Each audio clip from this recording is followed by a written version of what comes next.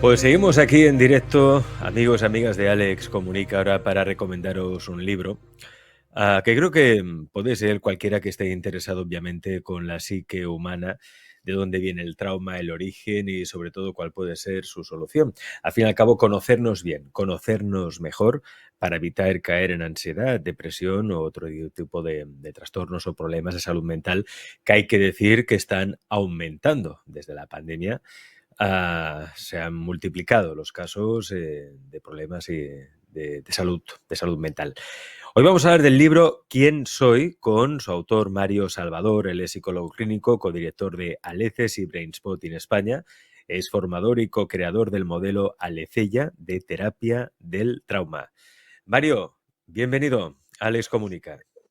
Hola, gracias por convocarme y por dar también este espacio a un tema tan importante. Pues sí, de la disociación a la integración. Claro, Mario, para ti, cuando una persona dice yo soy, claro, ¿qué está queriendo decir en realidad, no? ¿Qué quiere decir yo soy? Bueno, realmente es una pregunta existencial que yo creo que nos hacemos todos alguna vez, ¿verdad? Y que tiene muchísimas matizaciones, ¿no? Cuando a alguien le pregunta quién eres, pues probablemente lo primero que responde es soy Mario, ¿no? O soy español, o soy catalán, o soy psicólogo. Mi pregunta ahora sería, bueno, si te cambiases de nombre o hubieses nacido en otro país, ¿es que entonces ya no eres? Pues parece ser que no, ¿no? Entonces, habitualmente nos solemos responder a esta pregunta de quién soy en función de las experiencias que hemos ido teniendo a lo largo de la vida. O sea, hemos ido construyendo esa idea o esas ideas de quién somos, pues en base a las experiencias y muy particularmente las experiencias relacionales que hemos tenido, ¿no? Si hubiésemos tenido otras, pues nos hubiésemos construido otras ideas, ¿no? Entonces la pregunta sería, bueno, más allá de estas experiencias, ¿somos o no somos, no? Mm. Eh, bueno, cuando curamos el trauma, lo que vamos es quitando, digamos, de alguna manera, depurando, quitando las capas de sufrimiento que se han adherido a nosotros por esas experiencias. ¿Y qué va a pasar? Pues va a ir emergiendo un sentido más profundo y más humano de lo que realmente somos, ¿no? Mario, ¿por qué nos deprimimos? Bueno, eh, nos deprimimos habitualmente porque hay algo que nos falta como respuesta efectiva del mundo exterior para satisfacer nuestras necesidades emocionales, ¿verdad? Es una pregunta bien compleja y bien profunda, ¿no? De la investigación epigenética sabemos, por ejemplo, que los niños recién nacidos de madres que son deprimidas, y si además el padre también es deprimido, van a nacer con un déficit de la hormona cortisol más bajo. Una hormona que es la hormona del estrés, pero también es la hormona que nos sirve para luchar, para ser activos en la vida. Entonces eso significa que de alguna manera, por ejemplo, en este caso que acabo de escribir, ya nacemos predispuestos bioquímicamente a esperar menos o a no esperar del ambiente. Entonces nos deprimimos porque nos falta algo sustancial y existencial, ¿verdad? Y dejamos de luchar por ello, ya no esperamos, ¿no? Dejamos de luchar por ello, nos damos por rendidos, ¿no? Por derrotados. La vida nos ha derrotado. Bueno, la vida es lo que nos está pasando continuamente por las venas, ¿no? Es en cada momento, es lo que pasa en las plantas, en las flores. Yo no diría que es la vida, sino las interacciones, los cuidados, las relaciones con las que nos topamos en la vida, ¿no? Si hemos tenido la buena suerte de que nos han tocado unos buenos cuidadores, ¿verdad? El ser humano es el mamífero que vive en un vínculo de dependencia durante más largo tiempo. Pues si nos han tocado bien, pues vamos a crecer, vamos a madurar todo, nuestra arquitectura cerebral, nuestro sistema nervioso va a madurar en unas buenas condiciones y va a responder al ambiente también, digamos, aprendiendo desde el inicio que podemos ser activos, podemos pedir y nos van a responder bien. Pero si no hemos tenido tan buena suerte, pues aprendemos lo contrario, ¿no? Que no podemos confiar, que nada va a venir bueno, que para qué esperar, que para qué tener ilusiones, etcétera, ¿no? Claro, a lo largo de la historia, pues se explica, ¿no? Cómo grandes pensadores se cuestionan quiénes son, y no es poco común, ¿no? Que algún libro de autoayuda invite a hacerlo también. Y en ese momento de crisis, que suele traer consigo, pues, en ocasiones mucho malestar, porque a veces uno tiene que abandonar su trabajo, ciertos principios que quería defender.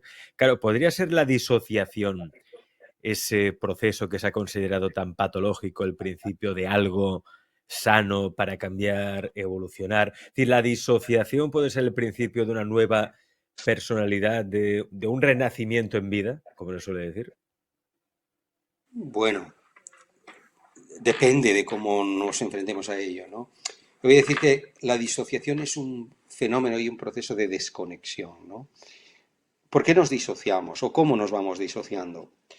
Bueno, nacemos en un entorno, en un entorno familiar habitualmente, ¿no? Pero bueno, más allá del entorno familiar está el entorno cultural, el entorno de país, el entorno religioso, tantos entornos, tantos sistemas, ¿no? que están influyendo en nosotros. Y hay una cosa muy importante para el ser humano y el niño, ¿no? Como mamífero dependemos, necesitamos pertenecer, necesitamos que nos acepten en una tribu, en un clan, en una familia. No podemos sobrevivir sin eso. Y si para pertenecer, para ser aceptados, tenemos que sacrificar nuestra autenticidad, pues lo vamos a hacer, porque es mucho más importante esa pertenencia, ese sentirnos aceptados y queridos en los primeros años, en la infancia, ¿no? Cuando somos adultos, ese balance cambia, ¿no? La autenticidad empuja más que la pertenencia y a veces tendremos que dejar relaciones que no son tóxicas e insanas para ser más nosotros, ¿no? Pero cuando somos más vulnerables, vamos a sacrificar esto. Lo que quiere decir que para adaptarnos a lo que los otros no requieren, pues vamos a inhibir, sacrificar, a veces incluso olvidar, y esconder aspectos de nosotros mismos que no son bien tratados, no son bien aceptados, o que incluso son agredidos o criticados, ¿no? Esto va a implicar un proceso de gradual, que a veces puede ser una conexión extrema, ¿no? Cuando alguien ha tenido un trauma muy duro, pues maltratos, abusos, etcétera, pues puede sobrevivir a ello tratando de olvidarse o de creer que esto no ha pasado nunca o que no me ha pasado a mí. Esto es la disociación, separarnos de aspectos de nosotros mismos, a veces masivamente de grandes aspectos de nosotros mismos. Decir que la disociación, entonces, en un principio, cuando estamos enfrentando una condición de amenaza para la vida, es un recurso, ¿no? Mirar para otro lado, tratar de olvidar cuando no hay nadie que nos proteja, que nos apoye, que nos conforte, es a veces la única manera de poder seguir sobreviviendo. El problema es que esto luego se convierte en un hábito de manejo de nuestro mundo emocional, ¿verdad? Y las personas que han hecho este mecanismo extremo, pues siguen viviendo, siguen desconectados, ¿no? Y digamos que esa disociación se ha vuelto de ir a buscar aquello que ha tenido que dejar atrás, ¿no? Nunca ha vuelto. Entonces se ha convertido, digamos, en algo extremo, a veces muy severo para la persona. Voy a poner un caso un poco extremo, ¿no? Puede que vivimos con dos aspectos de nosotros, con un Mario que es bueno, amable, generoso hacia afuera y a lo mejor un Mario escondido que vive deprimido, que se siente infeliz o que se siente que vale muy poco, ¿no? Pero que no muestra a nadie, ¿no? Ahora, tu pregunta es, ¿puede convertirse en un recurso para descubrirnos? Sí, si revertimos el proceso. Aquello de lo que nos hemos separado, volvemos a buscarlo porque hemos sobrevivido, porque ahora estamos en una condición, no todo el mundo ni siempre, pero cuando estamos en una condición segura, pues es el momento de volver a curar aquella herida de la que antes nos tuvimos que alejar. Y entonces sí, se puede convertir en el recurso de asociar o volver a integrar, o como diría Pierre Janet, volver a apropiarnos de aquella experiencia que es nuestra, pero que habíamos tenido que apartar de nuestra mirada, ¿verdad? Cuando volvemos a ella y la abrazamos y escuchamos lo que esa experiencia, esas vivencias tienen que contarnos, nos van a traer un regalo, ¿no? Que nos hace más profundamente humanos habitualmente, ¿no? Sería un proceso parecido, Mario, al que describía Jung cuando hablaba de integrar la sombra. Efectivamente, Jung lo hablaba en este idioma, en su lenguaje de la sombra, ¿no? Sombra es todo aquello que hemos tenido que esconder, ocultar, retirar de nuestro mundo consciente. ¿Por qué? Pues porque en el momento que no estábamos sufriendo, el entorno no sostenía esto, no lo respondía, no lo apoyaba, ¿no? El ser humano y cualquier mamífero está capacitado para tolerar su dolor sí, y dependiendo del nivel de madurez que tenga, si hay alguien fuera que nos acompaña, que nos apoya, que nos sostiene, que nos regula también a veces, ¿no? Pensemos en el bebé recién nacido. No está capacitado para manejar sus emociones intensas. Necesita que el cuidador principal pues lo calme, lo conforte, lo vaya aliviando, ¿verdad? Y entonces recupera su homeostasis. Cuando no es así, pues vamos poniendo en esa sombra pues todos esos aspectos dolorosos que no han tenido una buena acogida, un buen apoyo, una buena atención en un momento dado, ¿no? Y a mí siempre hay una pregunta que siempre me hago y que a mí personalmente me fascina, ¿no? Porque no sé hasta qué punto la personalidad viene marcada por el entorno, por el medio ambiente, ¿no? Por las experiencias que uno va teniendo a lo largo de la vida, la experiencia que tiene con papá, con mamá, con sus seres queridos, ¿no? Con el mundo que ve y que observa. Y qué personalidad viene determinada por los genes, ¿no? O sea, nuestra identidad se crea o está demasiado limitada por nuestros genes. Mario. No, no, no. Realmente lo que está determinado por los genes es el temperamento, ¿no? Nacemos con un temperamento activo, pasivo, curioso, explorador o contemplativo o lo que sea, ¿no? Esto pasa también a nivel de todos los genes, ¿no? Hoy esta ciencia de la epigenética, que aporta muchísima investigación, nos está mostrando y demostrando cómo los genes, algunos genes se van a activar dependiendo de las exigencias y de lo que el entorno requiera, y otros se van a quedar en estado latente, ¿no? Bueno, este es un dato relativamente poco tiempo conocido, te estoy hablando de 30, 40 años, ¿verdad? Y la epigenética empezó como una ciencia que estudió por qué algunas culturas que habían tenido hambrunas en generaciones pasadas ahora tenían unas condiciones físicas, ¿no? Bueno, el dato es muy interesante porque se conoce como el 98% de nuestro código genético es susceptible de modificarse y activarse en función de lo que el ambiente requiere. Entonces, la personalidad, bueno, personalidad proviene del griego, ¿no? Que máscara, máscara, ¿no? Es la máscara o el programa que vamos construyendo para adaptarnos a lo que el entorno nos va requiriendo, ¿no?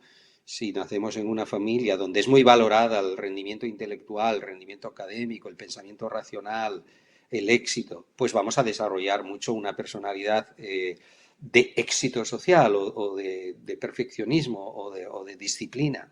Si nacemos en otra cultura familiar donde lo que más se valora pues es el ser amable, es el cuidar de otros, el prestar atención, el ser generoso, vamos a desarrollar esto. Entonces, la personalidad es esta idea de nosotros que trata, porque es la función de nuestro cerebro, de predecir, ¿no? De dar forma, de dar un sentido a lo que pasa y de predecir y qué somos, qué son los otros para nosotros y qué hacer con esos otros, ¿no? Entonces es algo que vamos co-construyendo con las personas que nos rodean, ¿verdad? Y en función de la calidad también de las relaciones. Ahora es verdad que hay personalidades que son más rígidas, y rígido quiere decir que son menos flexibles, que son menos abiertas a las nuevas experiencias que la vida nos vaya proporcionando, y por el contrario hay personalidades que pueden ser más flexibles, que se pueden adaptar más fácilmente a las nuevas circunstancias, ¿no? En cualquier caso, necesitamos una personalidad para movernos en el mundo, ¿no? Lo Ujú. importante es que esa personalidad no sea tan cerrada, tan rígida, que no deje entrar lo nuevo, ¿verdad? Mm. Pero eso quiere decir que se pueden heredar enfermedades, como por ejemplo la depresión, si consideramos que la depresión obviamente es una enfermedad. Si mi padre ha tenido depresión, yo tengo más números de tener depresión. Sí, por esto que ya vengo apuntando, ¿no? Esta epigenética, claro, es un tema muy profundo, ¿no? Nuestra identidad, no empieza en nosotros, ¿no? Aquí en nuestra cultura occidental hemos perdido mucho de nuestras tradiciones, ¿no? Y pensamos que mi identidad empieza en mí. No, nuestra identidad es una continuación de la historia de nuestras familias, ¿no? Pues pongo un ejemplo. En España, por ejemplo, tenemos la familia Cristóbal Colón. Pues los Colón, desde hace 500 años, el primogénito, pues tiene que ser un cargo representativo en la Marina española. U otro ejemplo bien conocido, los Kennedy en Estados Unidos, ¿no?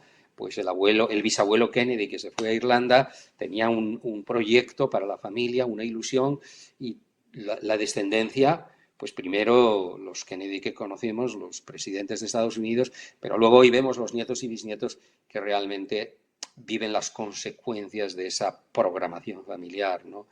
Entonces, esto pesa verdaderamente. El ambiente emocional que estaba en nuestro padre o nuestra madre sí que tiene una influencia en nosotros, ¿no? Y bueno, no sé si es el tiempo y el lugar aquí, pero hay mucha investigación de esta epigenética que nos demuestra esto.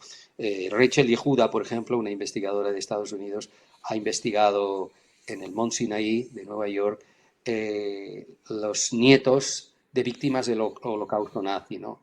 Bueno, aunque no han tenido una experiencia directa con el holocausto, estos nietos nacen con déficits de cortisol, y por tanto efectivamente son más propensos a padecer depresiones y estrés postraumático, aunque no han tenido una experiencia directa con algo amenazante para sus vidas, pero sus abuelos y sus padres sí, y esto es transmitido epigenéticamente, ¿no? Digamos que la bioquímica de nuestros padres afecta la bioquímica del bebé.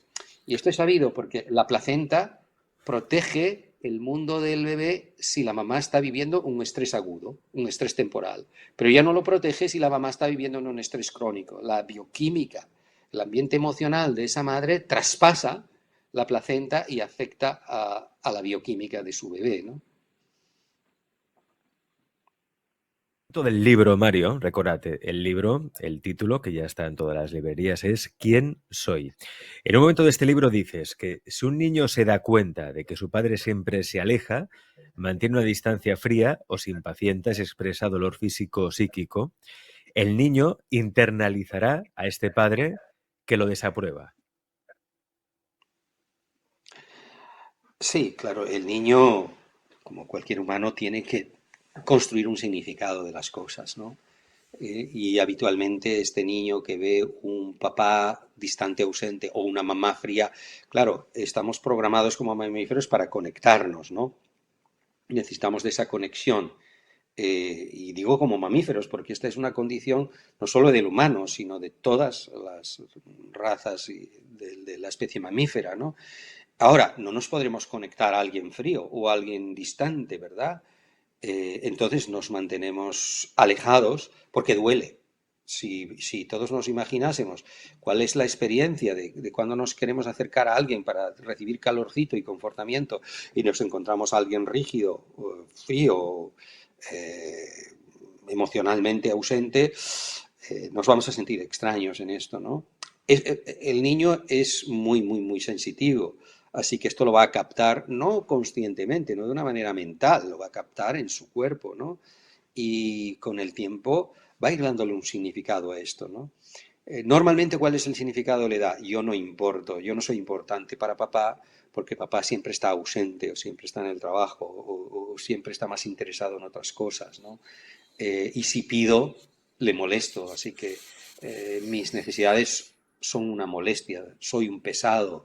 Vamos construyendo significados, ¿no? Para explicarnos, porque los niños tienen, digamos, los ladrillos para construir su edificio que los adultos les ponen fuera, ¿no? Somos nosotros que construimos esos significados, pero el material con el que construimos este edificio nos lo colocan otros, ¿no? ¿Podemos cambiar entonces lo que en realidad no nos gusta de nosotros mismos? A que nos identifiquemos con un ideal de lo que es una pareja, nuestro padre o de la sociedad, y eso ya ha hecho que tengamos un rol determinado, un trabajo determinado, o una manera de actuar o comportar que en el fondo nos disgusta, nos gustaría ser de otra manera. O sea, ¿realmente uno puede cambiar? O como se suele decir coloquialmente, Mario, la cabra siempre tira al monte. Bueno, claro, podemos cambiar, por supuesto que sí. De hecho, te diría algo más. No es posible no cambiar, ¿no? Porque decía Heráclito ya, ¿no? Aquel griego, la piedra, nunca tirarás la piedra en el mismo lugar del río. O sea, la vida se está moviendo continuamente, ¿no? Y nosotros, aunque podamos tener esta identidad bastante rígida, bueno, con el tiempo sí que nos hemos movido. Ahora, estamos hablando probablemente de una versión del cambio mucho más profunda y transformadora. Claro que podemos cambiar, ¿no? Porque lo que no podemos cambiar es lo que vivimos, lo que la vida nos dio, cómo nos hemos sido tratados. Pero lo que sí podemos cambiar es lo que nosotros hicimos, lo que nosotros construimos de nosotros mismos por lo que la vida nos trató, por cómo la vida nos trató. ¿Por qué? Porque nosotros hemos sido los escritores de este mapa de nosotros mismos, ¿no?